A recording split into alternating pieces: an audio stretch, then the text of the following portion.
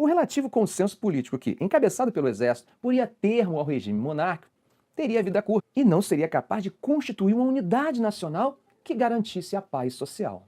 O termo excluídos, normalmente associado a movimentos populares, rurais e urbanos da Primeira República, não seria monopólio desses grupos. É interessante observar que a própria instituição do Exército considerava a si mesmo como excluída e marginalizada, trazendo para si a posição de último baluarte da moralidade da cidadania. Para o Exército, sua missão era resgatar a pátria das garras das oligarquias, cerne da degeneração e da desordem nacional. No cumprimento de sua missão, o Exército combateria ferozmente a desordem promovida por outros grupos de excluídos, como Canudos em 1897 e a Guerra do Contestado na década de 1910. Se para alguns o assassinato do general Bittencourt, ministro da Guerra, em um atentado contra o presidente Prudente Moraes, somado à dificuldade que o Exército tivera para derrotar os sertanejos de Canudos em 1897, era simbólico da derrota de seu projeto de poder, a eleição do Marechal Hermes em 1910 demonstra como eles estavam enganados. Entre 1889 e 1898, período denominado por Renato Lessa como a década do caos, foi marcado pela instabilidade econômica e política. Tanto no governo dos militares Deodoro e Floriano, quanto do civil Prudente de Moraes, a atuação dos militares foi constante, chegando inclusive ao ponto de haver confrontos sérios entre o Exército e a Marinha na primeira e na segunda revolta da Armada. A década do caos se encerra em 1898 com a chegada de Campos Salles ao poder.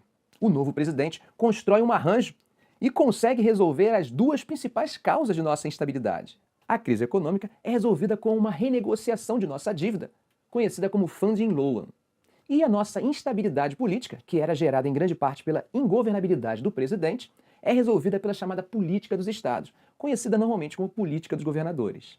Os militares ainda não se davam por vencidos, como podemos ver na tentativa de golpe contra Rodrigues Alves no contexto da revolta da vacina em 1904, que acaba resultando no fechamento da escola militar por 10 anos.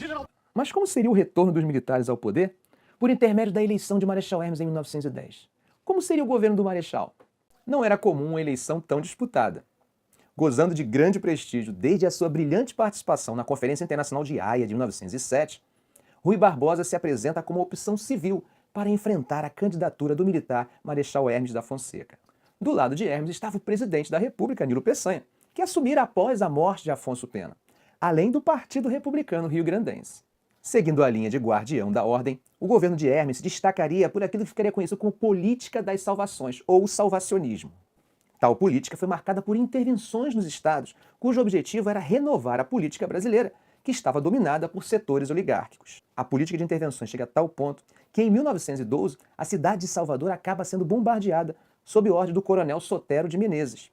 Isso acaba desencadeando uma crise no governo de Hermes. Ainda como marcas da instabilidade do governo do Marechal Hermes, o exército brasileiro é derrotado seguidas vezes em sua tentativa de sufocar um levante de fanáticos religiosos liderados por uma menina de 15 anos. Era a Guerra do Contestado, conflito em que pela primeira vez foi usado aviões de reconhecimento em combate.